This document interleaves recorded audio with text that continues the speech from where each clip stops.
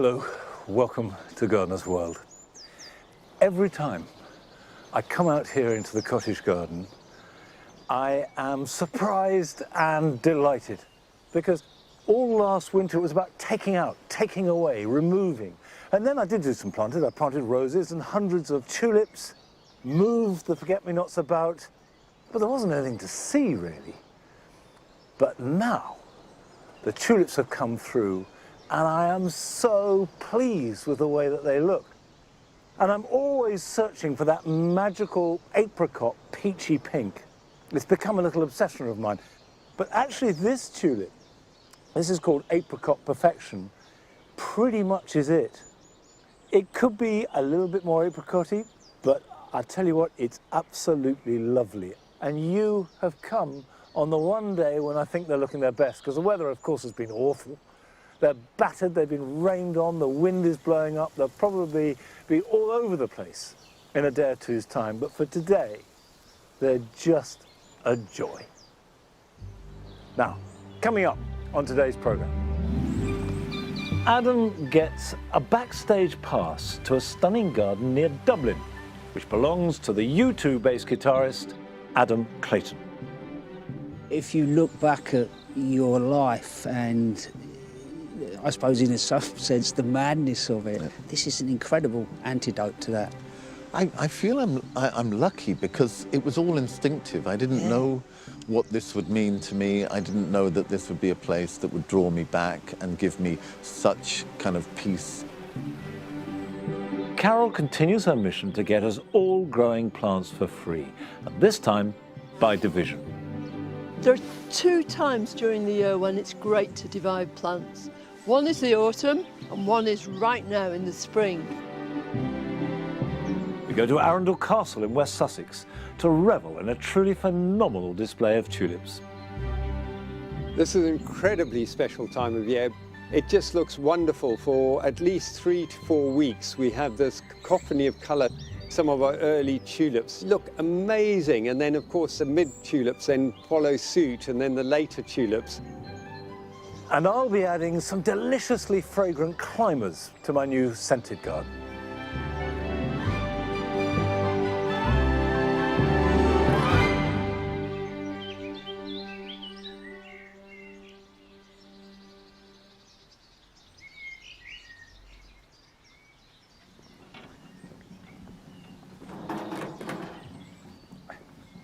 But first of all, I've got turf to lay. Now, laying turf can be seen as the easy option to sowing seed, but that really isn't the case, because whether you're sowing seed or laying turf, you need to prepare the ground in exactly the same way, because the one thing that turf doesn't do is cover up any sins. So if you've got a bit of a dip or a bit of a lump, the turf will reveal that. Now, grass loves good drainage. So always fork it over. Get in there and just break it up like that. And what I'm trying to do is get rid of the compaction. Where you have compaction, you invariably get moss and also various other weeds will grow. So we want to get rid of that if we possibly can. And then on this side, take out any weeds that you find, any big stones. Right, having broken it up, and rake it until not only it's a fine tilth, but it's as smooth and as level and as even as you can make it. Then you want to tread all over it. Now, that may seem counterintuitive, but what you do is very lightly, just firm, you're not stamping, but what you're trying to get rid of are any little dips. And then I rake it again.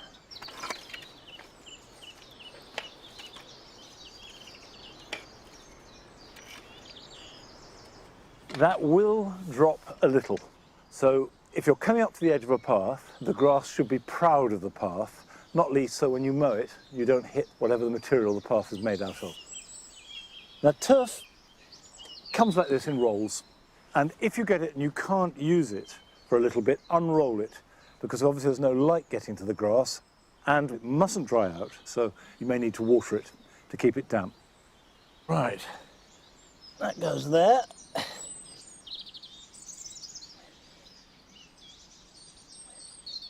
Now, there is a strip of bare soil, and either I can cut a fillet of turf and put it in, or I can leave it and it will grow out. I think at that width, I'd leave it. Now, there are lots of different kinds of grass, and not all turf is the same. The predominant grass you find in turf mixes is ryegrass. Now, ryegrass is really tough, and it's very hard wearing and perfect if you've got kids, dogs, if it's a path where you're going to go up and down, which of course this is. So what I've chosen is a ryegrass and fescue mix. But if you want a fine lawn, then you want much less or even no ryegrass in the mix. Now, when you lap two joints together, the edges will dry up. So you need to make sure they are absolutely tight together. Don't leave a gap.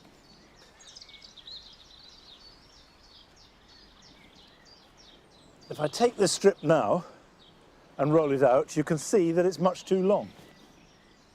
I only need a small part of it. So we'll cut this along the edge.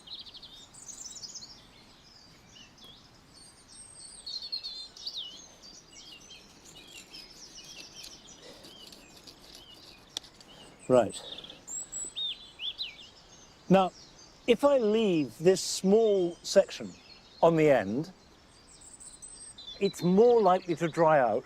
So what you do is pull the bigger section down, trying not to break it, and take this piece and put it in the middle, like that. Now that's very easy. That's simply a strip that we're laying down. If it's a lawn, always go across the shortest length and lay it in courses like bricks, so no two joints ever overlap. And build it up. Use boards, and you tread only on a board which spreads the load, and then don't tread on it again for at least 2 weeks. And don't cut it until you see really strong growth. And that means the roots will be established. Cut it very lightly, leave at least an inch of growth, and do that for the first couple of months. Get a nice strong root system, then you can cut it short and it's fine. Well, while I'm working on the rest of this, we're going to join Carol down in her own garden in Devon, where she's making more plants for free.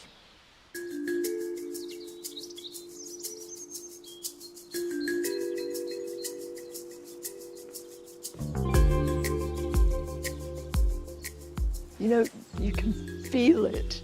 You can just feel the spring. You're aware that everything's beginning to get going. Everything's shooting up. Every day there's new things to see. Just the best time of the year for growing plants. Come on, Fief. Come on. Just over 6 weeks ago, I sowed my first lot of seeds. Just look at these. I wanted to show you the progress of these. I hope you've been growing along with me and yours are like this too. These were the sweet peas, sowed in a homemade modular tray, just to pun it with cardboard. And not only have they made little short, really sturdy shoots, but look at this. You can actually see the roots. Well, I'm pleased with those sweet peas, but I'm thrilled to bits with this. These are my cosmos. Aren't they great? They're really strong, really sturdy. But if I leave them in here for any length of time, then they'll start to get etiolated, which just means they'll grow up all skinny. So I've got to move them on now, which means moving each one into a separate little container of its own.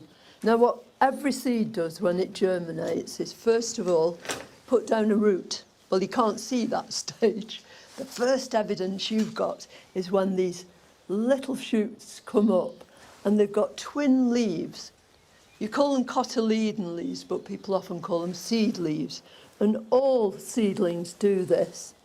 When you're picking up your seedlings, never ever pick them up by the stem, by the true leaf that's at the top, or any other bit. Just use these lovely seed leaves, because they are dispensable, so even if you break them, it won't harm the plant.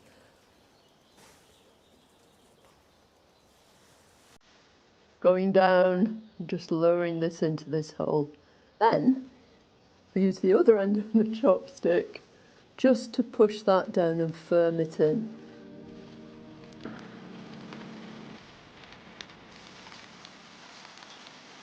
I'm glad we came in here because it started to rain, so it's a really lovely job to do when you can't work outside.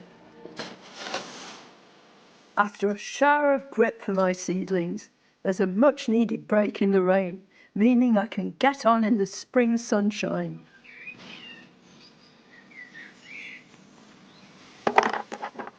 It's so exciting. Spring is the perfect time for this particular form of making more plants for free. I'm talking about diffusion. It's just a question of pulling a plant apart and making more of it.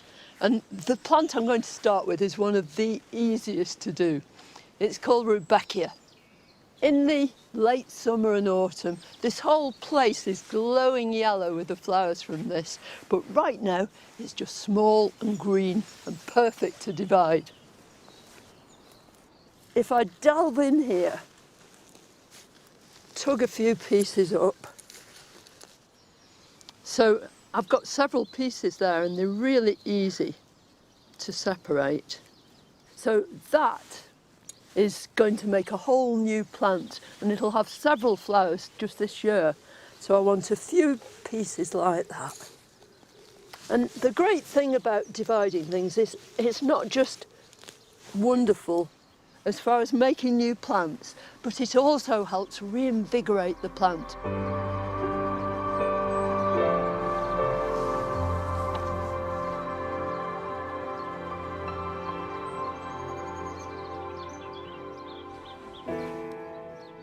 There are two times during the year when it's great to divide plants. One is the autumn and one is right now in the spring. So for anything that flowers late, spring is always the best time. And equally, for anything that flowers early, divide it in the autumn. But this is going to be divided right now. It's Helenium Eldorado. It's got bright, sunny yellow flowers and lovely sort of velvety doorknob centres in bronze. It's gorgeous. I'm just going to pull the whole thing out onto this sack. I didn't put that down for you. No, that's for the Helenium. Here we go. Right. If, like me, you've got really heavy soil and it's been pouring down with rain, you probably find that you've brought a bit too much soil with you. So in order to see what I'm doing, I'm going to actually immerse those roots and try and wash most of that soil away. Everybody likes playing in mud, don't they?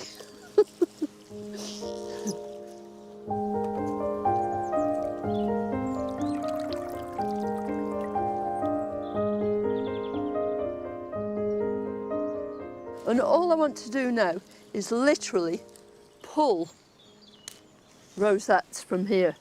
And can you see what comes out? So that's exactly what you're aiming at. Some plants are too big to separate with hands, like this daylily. But there's a tried and tested technique that works without too much wrestling involved. Well, this is a very traditional way of dividing plants. It's called back-to-back forks. So the first thing you do is keep your clump of plants absolutely vertical if you can, straight down. And then it's really vital that they are back-to-back.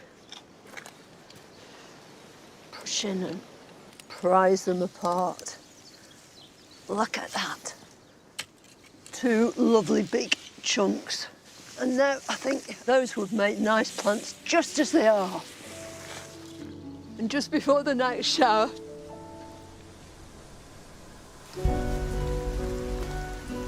these clumps of hemerocallis or daylilies will provide a free rainbow of colour across the garden by the summer. Something to really look forward to. Just look at this! treasure, isn't it? Absolutely loads and loads of plants, all for free. And I'm going to plant a whole load of them into this little bed. But even if you haven't got that, I'm going to plant a whole load of stuff into this pot here. So if you've got a courtyard or a balcony or anything, you're just growing things in a pot, then you can do exactly the same thing.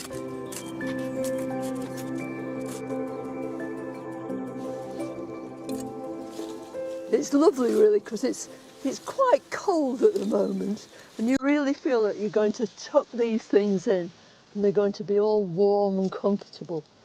And then move your soil back over and firm in. I always like using my knuckles.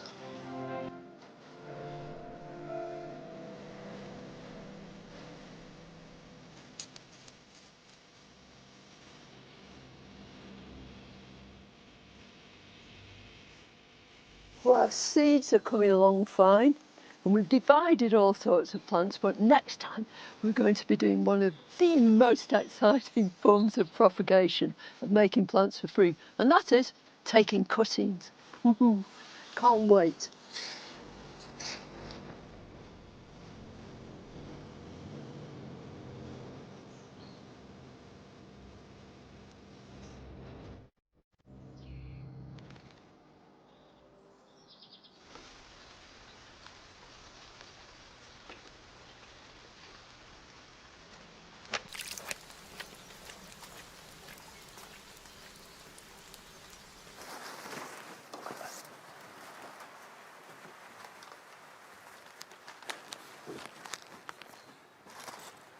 That reminds me, I've got cosmos that I need to prick out. And the one thing I've learnt over the years, when it comes to seedlings and pricking out and potting on and planting out, is that timing is essential. If you can get that right, then the plants will grow well, and then they'll be healthy, then they will resist disease and predation, and the whole thing goes swimmingly. Now, it's time to plant sweet corn. Sweet corn is a symbol of summer, if anything is. And if you plant sweet corn now, it should be ready to plant out round about the end of May and harvest end of July into August onwards. This is a variety called Swift, which is fairly early to crop. It doesn't have the biggest cobs, but they're very sweet and delicious. And you can see the seeds are really big and easy to handle. So just push one in like that. Use plugs rather than the seed tray, because sweet corn are big plants with a fairly long root. There we go, pop those back in there. And I will cover these over lightly with a little bit more compost. The vermiculite would do the job just as well. Level that off. A label.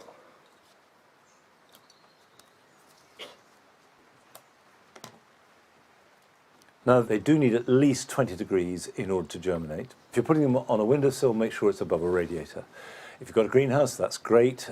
If you've got a propagator, best of all.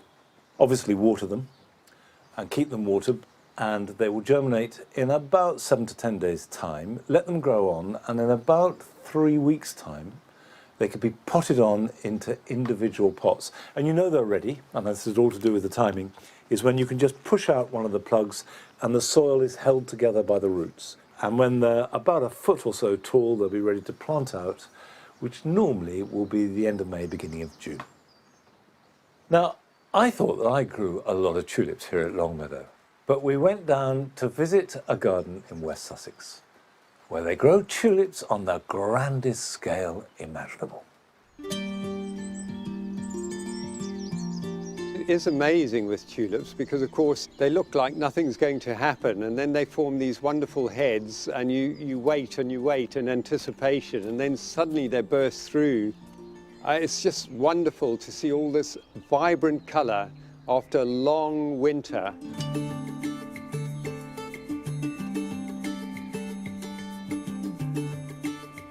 I'm Martin Duncan. I'm the head gardener at Arundel Castle and the landscape designer.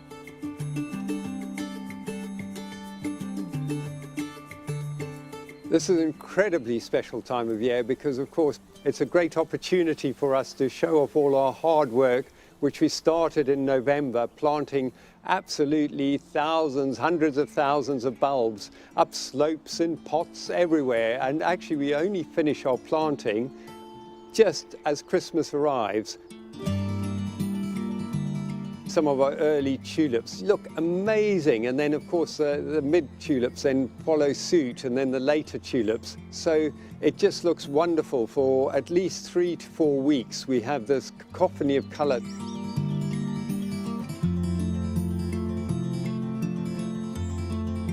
Well, these are just beautiful tulips, pink impression, and they look like water lilies, which then reflect in this water rill. Pink impression has such a large flower head that even when it stops flowering and all the petals drop off, you have this beautiful seed head to look at. These are blue diamond, Mount Tacoma, and we've just got those Angelique about to burst forth. Because they're soft colours, they work so well with the pink impression and give that beautiful reflection on the water.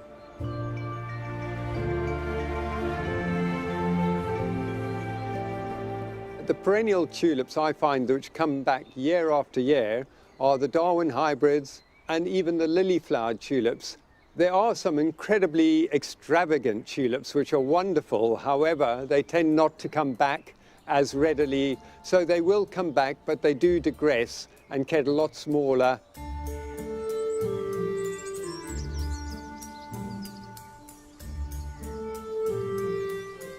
So originally there was a grass labyrinth, but with nothing in it, so rather boring.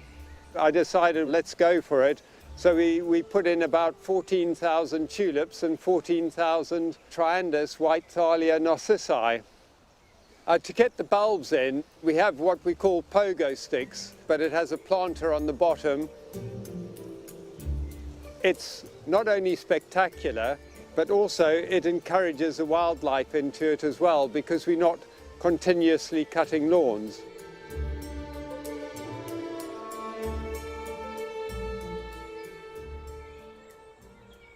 The very important thing with tulips, before you grow a tulip or you're buying a tulip, you must always look at it, make sure it's got no blemishes and that it's a reasonable size.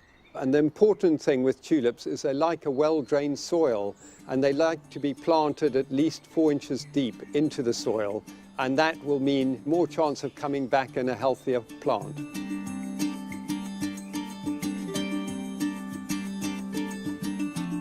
Well, these are the tropical borders, and yeah, it's amazing to think that you can actually use tulips in a tropical border. We've got these amazing Olympic flame and perestroika, El Nino, in amongst other plants which are just coming through, Persicaria, red dragon. Then we've got Trachycarpus fortunii, these amazing palms. Anybody at home could do this, whether it's in a hot border or in a nice soft herbaceous border.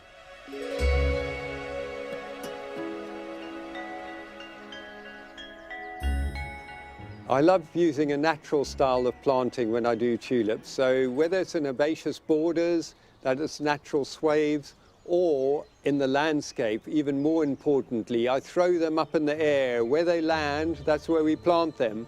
There's nothing worse than seeing straight lines in a landscape.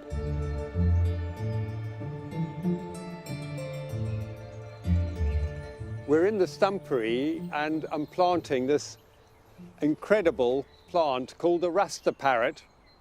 I potted this on earlier in November. The advantage of having a pot already with a plant, of course, you can then fill in gaps or to enhance the area. In this bed, we have all the stumps, but surrounding them, we have a lot of woodland plants, and we've got the species tulips. They were from the hillsides of Turkey, Afghanistan, Iran. Those were the original tulips where we get our tulips from today. We have Cynthia, and we've also got Beccarii, lilac wonder. They'll come back year after year. And of course, in a woodland setting, they would have had a lot of leaf mold. So what I do here is we bring in leaf mold and place it all around the stumps. This is definitely something you could achieve in a back garden, because If you think about it, just do it in a mini form. You could certainly do this in a rockery and it would fit in perfectly.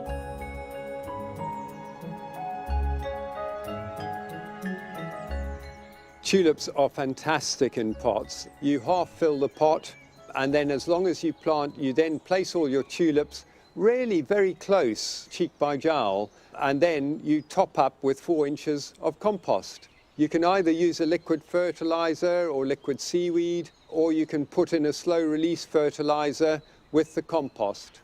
But the important thing, you really must water them. So once they start showing heads, don't forget to water them.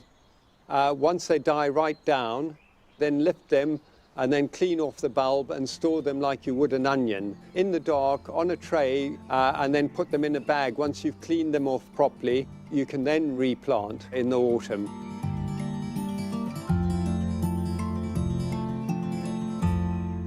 I never tire of these colours. I mean, impossible. I look at it and I just think, wow, spring has really arrived, and it just gives you a lovely start to the year.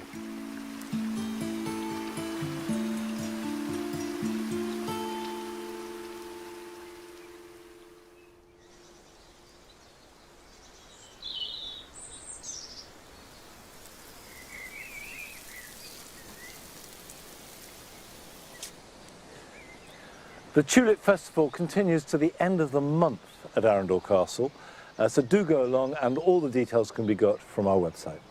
Now, I'm watering this because even though it's been a very showery day, it's important that this doesn't dry out. So unless there's significant rain, give it a good soak every day. Once the roots have grown, they can take moisture from the soil, and you'll know the roots have grown because the grass will grow. And don't tread on it until you make that first cut, and that will be when there is significant growth. Now, still to come on today's programme. We meet a gardener for whom the colour and beauty of plants are crucial, but the names not so much. My favourite flower is delphiniums, because the height and the different colours. All I can tell you, not by name but by colour. The blues, very sky blue ones, the dark blues. And Adam goes to Dublin, where he meets the U2 bassist Adam Clayton in his garden. What does gardening give you? Well, it takes my mind out of myself. You know, I start to see the colours, I start to see the form, I start to note the time of year, and I just go into a different world.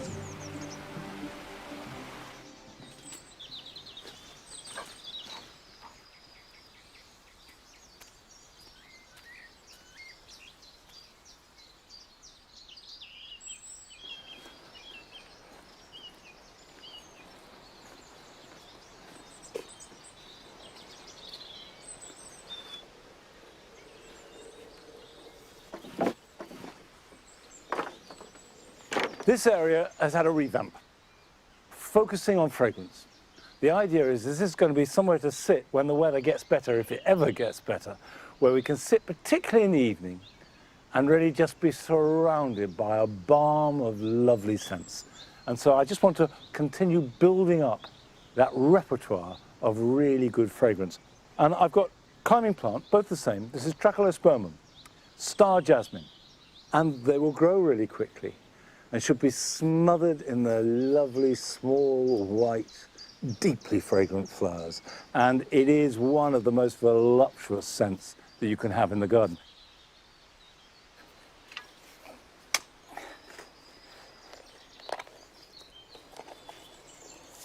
Now you can see that this star jasmine has got evergreen leaves, whereas our normal jasmine at the back is deciduous, and that will develop its leaves very soon.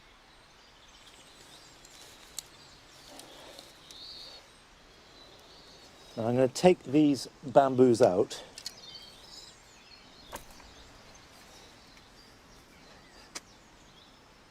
Just firm that in. Now the thing about Trachelospermum is it wants to climb. It wants to come right up, and I've seen star jasmine growing 20 foot up in the air. So you do need to give it a substantial support. So what I have are bean sticks. If you can't get bean sticks, just think of some alternative that will reach at very least about 8 foot and be strong enough to take the weight and be permanent. Bamboo for Trachelospermum just simply isn't going to be big enough. Okay, tie that up. I love tarred twine, and it reminds me of my childhood when we always had a ball of tarred twine on the shelf.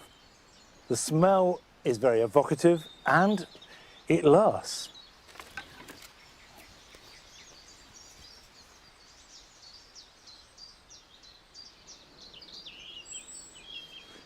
Right. All I have to do now is with soft twine, tie the Trachelospermum into the supports, give it a soak, and I am trusting that before long there will be a sunny day and the rain will stop and this will be smothered in wonderfully fragrant white flowers. Now, last summer, on a beautiful summer's day, we went just outside Bristol to visit Jim McGill in his garden.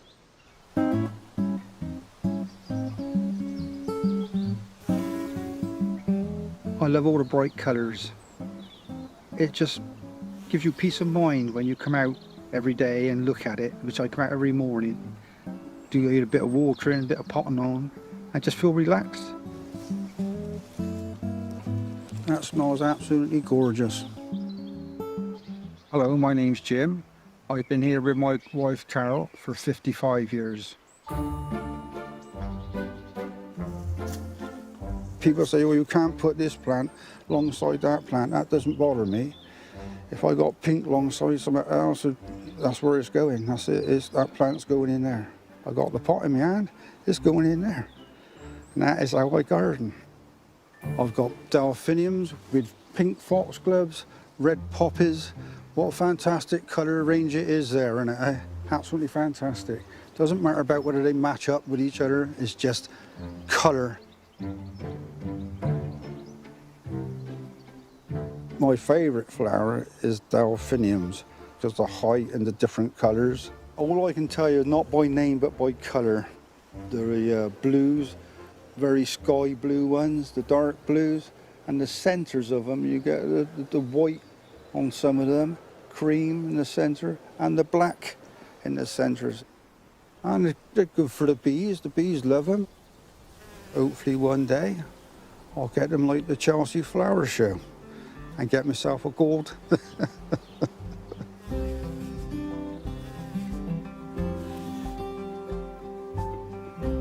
This is a delphinium, which is more of a purple colour, which a dark centre to it. It's a really nice colour on this, and it is nice and bushy.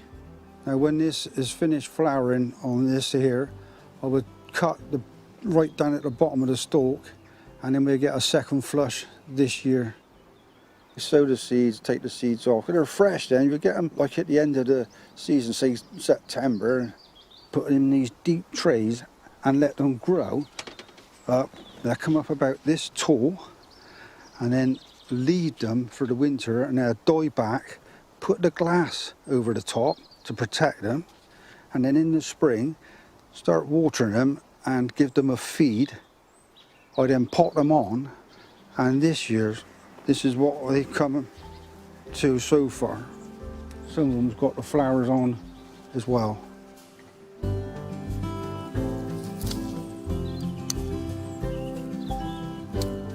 Have I got a lot of seeds? Yes, too many.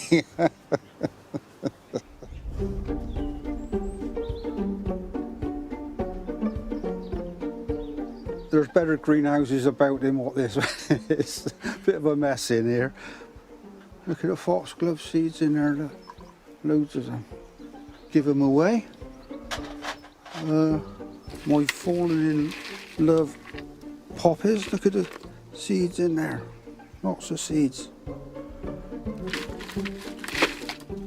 This is my delphinium seeds from 2021. I've got delphinium seeds from 2022. I've got some walls in the top, so let them vent, keep them nice and dry. I can remember when I was about 4 or 5 going into the shed, and there was some plants hanging up from the roof. And I said to my dad, "Why have you got those dead flowers hanging up in there?" And he said, "This wallflowers," he said, "and I put them up there so that they dry out and I can get the seeds off of them." And that was the first time I realised, you know, you could grow your own plants from the seeds you collected. And that taught me a lesson then, you know, right from young. He was good at gardening, my dad. I used to spend my time with him gardening.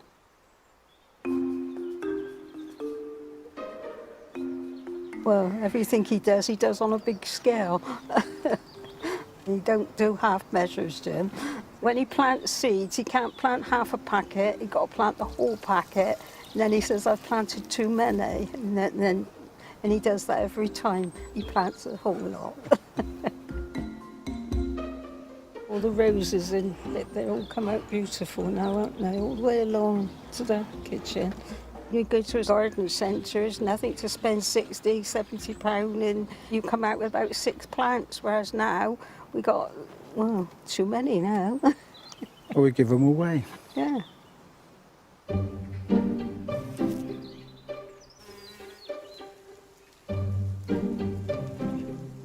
I bought 3 clematises, and it was £3 each, and brought them back and put them into the bigger pots. And the deeper pots, you get a nice root ball growing down in there. But when I plant them, I'll plant them right up to about here and give them a good chance. So they'll have a nice root ball on there when they go in the ground. If you buy them small and pot them on yourself, then you've got the same plants but for a lot cheaper. I got these lovely, lovely geraniums. Some people call them pelargoniums, and I absolutely loved them. And from buying them for just these little pots like this, and then putting them into 3-inch pots to get them like this now, and they're looking really healthy. Nature, when it first started off, there weren't no rules, was there, you know? When life began and plants started growing, there wasn't a rule book and say you can do this, you can't do that, you know? It just grew, and if you do it, the world ain't going to stop going around, is it? You know, it'll grow, it'll come out, it'll flower, and I'll be happy.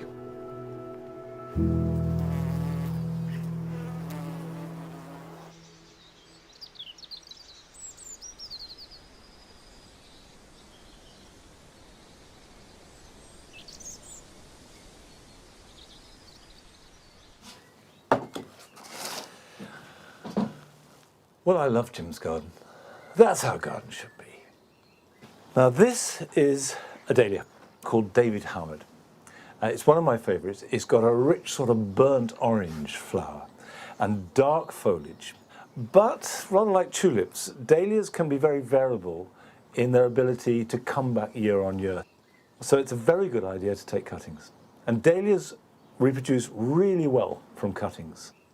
Now, I forced this, which means that I potted it up and then put it in the greenhouse so it was warm, kept it well watered, and that has made it grow much faster than other dahlias that are either still outside in the garden or have been potted on and put somewhere relatively cool.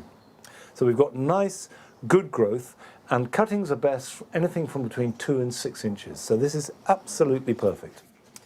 Now, you need a sharp knife for cuttings, and particularly so for dahlias, because what you want to do is nick a little bit of the tuber.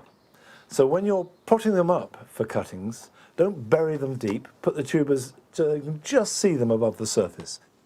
And slip it on the inside of the stem and go down until you can feel the tuber, and then just cut it off. There we go. And that is one, and I'm going to take 2 from this. So get the knife in again, go on down until I can go no further, and then cut. Right, we'll put that to one side. Now with the cutting, if you've got all that leaf, that will transpire and lose a lot of moisture before it can grow roots to feed it. So if we just cut these leaves off close to the stem, that will allow time for roots to grow and give it new life. Right, that's our cut material. Now you can see What I've got here is pure perlite, because I've found over the years that perlite actually is one of the best mediums for taking cuttings of any sort in. Because when you're taking a cutting, it doesn't need any nutrition at all. What it needs is oxygen and water. Now what I will use is one of these which will help me make a hole. And just in one corner, I'm going to put this one like that. And in the other corner, this one here. Top it up with a bit more perlite. Now, I will water that, and either you can put it in a mist propagator if you've got such a thing, or you can mist it with a hand mister 2 or 3 times a day, or you can use one of these polythene bags, and they do work incredibly well. Put it over the top of the pot, and then just tighten it. Having watered it first, and what you'll find is that as the foliage transpires, the water is collected on the polythene and keeps the air moist. And you'll find that actually dahlia cuttings grow roots very quickly. They will start to grow roots within a week or so and be ready to pot on after about 3 to 4 weeks into compost, which has nutrition. Then the young plant will grow strongly. But for the moment, we just want those roots to form. Now, last month, Adam went to Dublin to visit the garden of rock royalty, and he found it full of flower.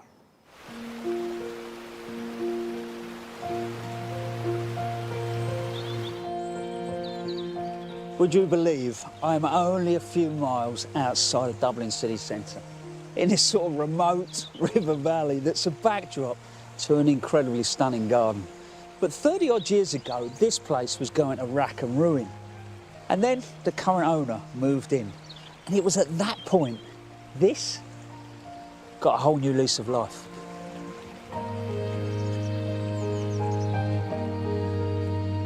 You may be surprised who the custodian of this garden is. I am. I've watched him over the years a lot, but most of the time he's been on a stage with a guitar. It's U2's Adam Clayton. Yeah, he's rock and roll royalty, but I got a sense he knows a little bit about gardening too.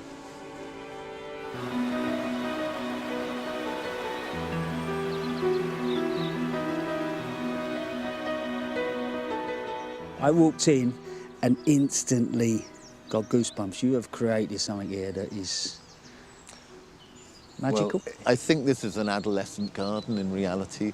You know, I've put 30 years into planting and shaping it, and it's, you know, I can just see what it's going to be. I might not be around for it, but I can see where it's headed. Take you right back to the beginning. How did this all start? Well, the very beginning was, for me, I went to a boarding school at the age of 13, which is literally over the other field there.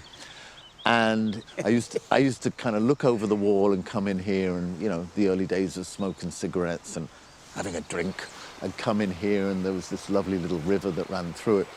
Anyway, fast forward to, we're looking for somewhere to record the Joshua Tree, and our management picked this house, and I'm going, oh my goodness, this is like one step over from my boarding school. How weird to come back here. So we recorded the album here, and at the end of the recording, the owner said, look, if any of the band want to buy the house, you know, I'd be up to taking the cost of the rental off the house. Right.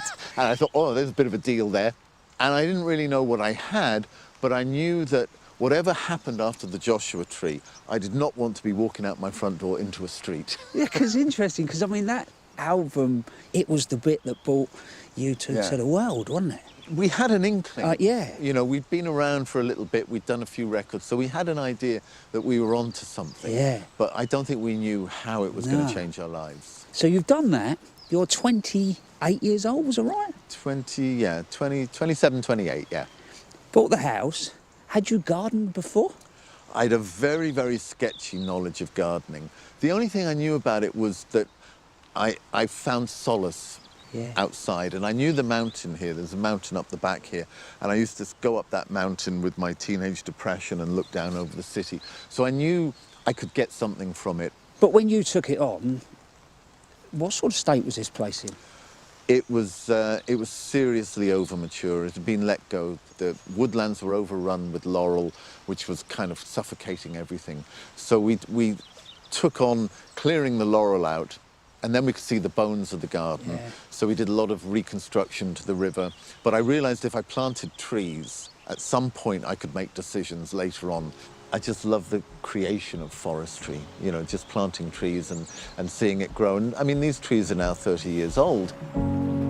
Since Adam took the garden under his creative wing, he's completely transformed its 17 acres, planting more than 4,000 trees and establishing some wonderful vistas. Seriously, I'm like a kid in a sweet shop. This is magical. I mean, obviously it's fun coming across this bridge. But when Adam got here, simple little river, few big trees, and then lots of laurel. And it's really clever, the way that he's introduced different types of falls as it goes down. It feels like the heartbeat to the garden. There's a rhythm. But the trees that he's added look so natural. It still looks like it's been here forever. There's tree ferns just through. It literally feels like another world. Throughout the garden, Adam's introduced over 50 varieties of camellia, which provide so much wonderful colour. Another passion of his are magnolias. By the river, there's the soft pink of Magnolia camelliae, and next to the lawn, a row of Magnolia cobus, native to Japan, with fragrant white flowers. How did magnolias suck you in? Well, I first saw them in a valley in Mount Congreve, which is down in Waterford, and I couldn't believe the colour that you would see at the top of the tree line. The only magnolia I knew was the little suburban common or garden one that my mum, you know, cherished and planted, and every year she said, "Look at the magnolia, it was great." And then we'd normally get a frost. Yeah.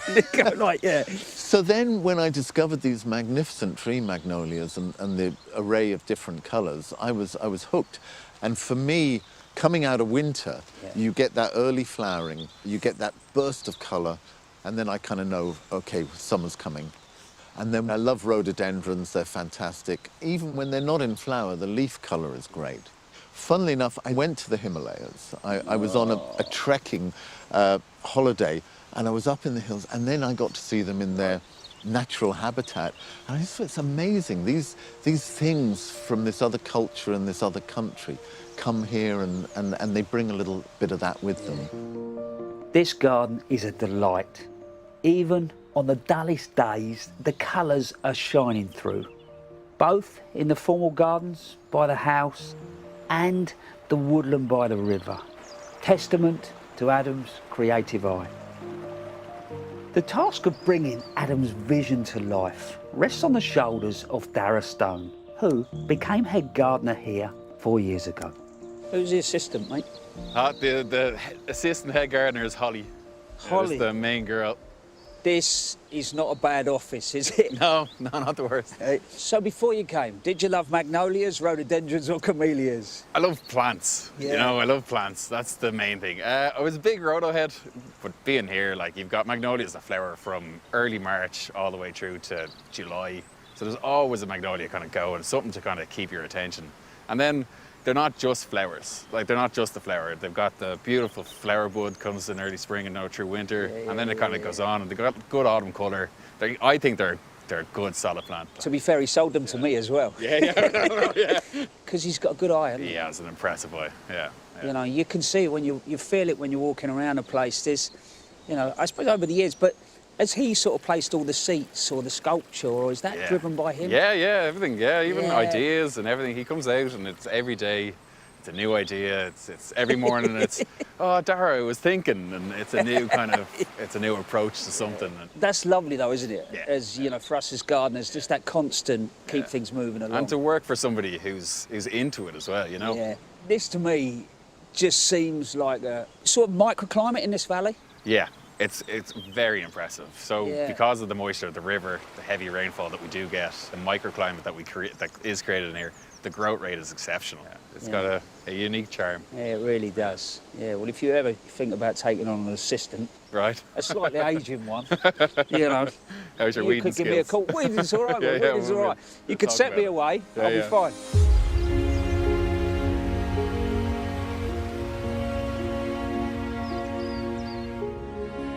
This is what I call my greatest hits walk.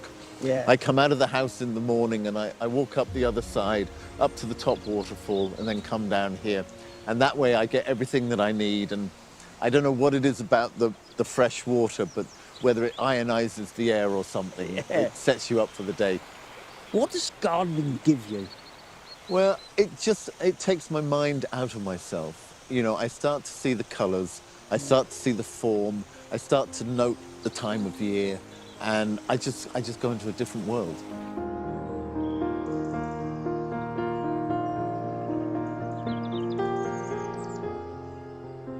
I think the garden tells you what it needs, and you just have to pay attention. And I do look at gardening the way the painters do. You know, it's shape, form, color, and perspective, depth. So I just bring all those things to it, and I just let the garden lead me. If you look back at your life and I suppose in some sense the madness of it, this is an incredible antidote to that. I feel I'm lucky because it was all instinctive. I didn't know what this would mean to me. I didn't know that this would be a place that would draw me back and give me such kind of peace.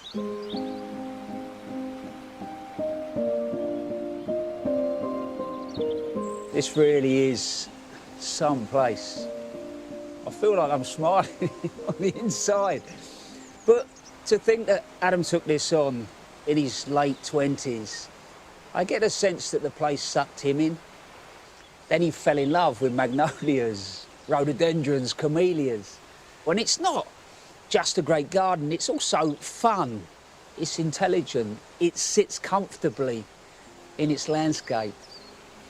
But as a gardener, I've spent years watching you two and Adam Clayton on a stage.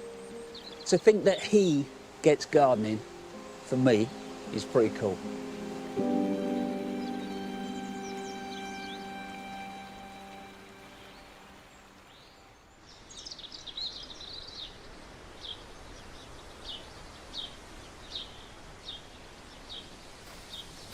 Come on, Ned.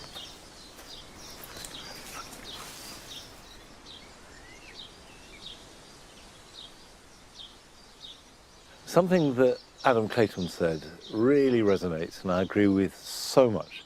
And that is the most important thing to create a garden is to pay attention. And if you really pay attention to the garden and let it speak to you, then it will tell you what it needs and what it wants. So it's fantastic advice, that. Pay attention. Now, here on the mound, I did an experiment last year, which was to plant cannas and dahlias and bananas and leave them out all winter. The first time I've ever done that. And the reason for it was because it was costing me so much to heat them and protect them from the cold, and that was contributing to climate change, which was contributing to the extremity of cold and the extremity of wet. And I just thought, this is a nonsense. So I'm going to leave them out. Now, underneath here are cannas that have been mulched, and they are coming through. So hopefully, fingers crossed, they're alive. And I fleeced the banana here. Now, this is a musa, which is fairly hardy. It will take some frost, not a lot. And we did have -7 in December. But for the last 3 months, it's just rained constantly. Bananas don't mind the wet, they like the wet. But they do need ventilation, so I'm slightly worried it might be rotten in there. And the combination of wet and cold is not good. So it is a bit of a gamble.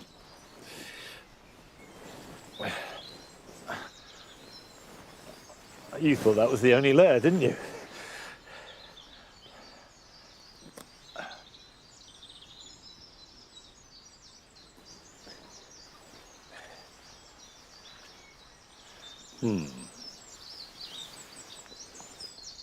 Oh, there's life in that. Look, look.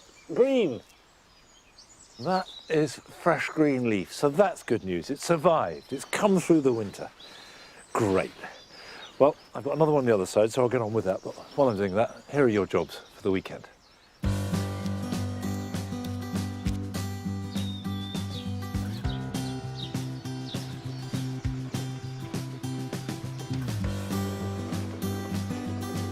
For most of us, it's too wet and too cold to plant out climbing or runner bean seeds. But they can be grown in pots now. I'm putting 2 to each 3-inch pot, covering them over lightly with compost, and then putting them somewhere warm to germinate. Water them well and keep them watered, and they should be ready to plant out, having hardened off, in about 6 weeks' time.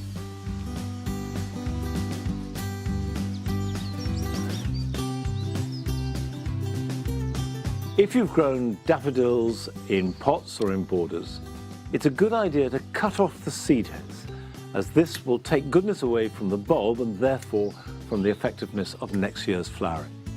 If, on the other hand, you've got daffodils growing in long grass, let them seed freely, and this will speed up their spread.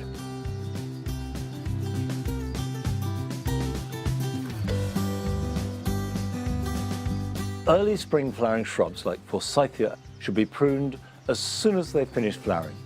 This is because the flowers are produced on the growth made the previous summer, and it means that everything you see now will not have flowers next year. So remove anything unsightly, damaged or crossing, anything that's too long or too spindly, and then when you're happy, leave it to grow.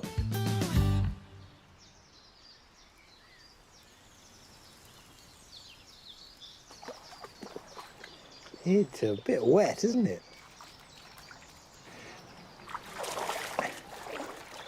Well, for all our busyness in the garden and the need to get on and do things, there are some things you just simply can't control, like the weather, and clearly that is a really good example. And also, if there is a moment of sunshine, if you've got a few minutes for your time, it still remains that the best thing you can ever do in a garden is just let it come to you.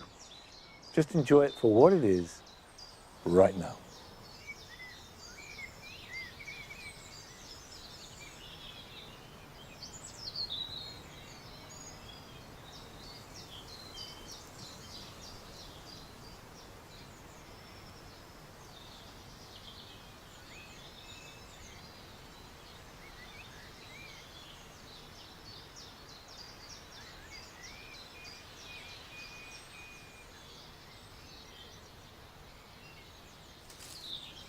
That's nearly it for this week, but I just want to share the Paradise Garden with you because the blossom of the crabapple Everest is at its best, and also the acuminata tulips. These are the tulips that are very spidery, the petals tall and almost sort of wispy. And there is this real sense of the Paradise Garden has seen through the winter and the wet spring and is now opening out into its full glory. That's it for today. Next week, we're with Adam in his garden. And I'll see you back here at Longmeadow in a couple of weeks' time. So until then, bye-bye.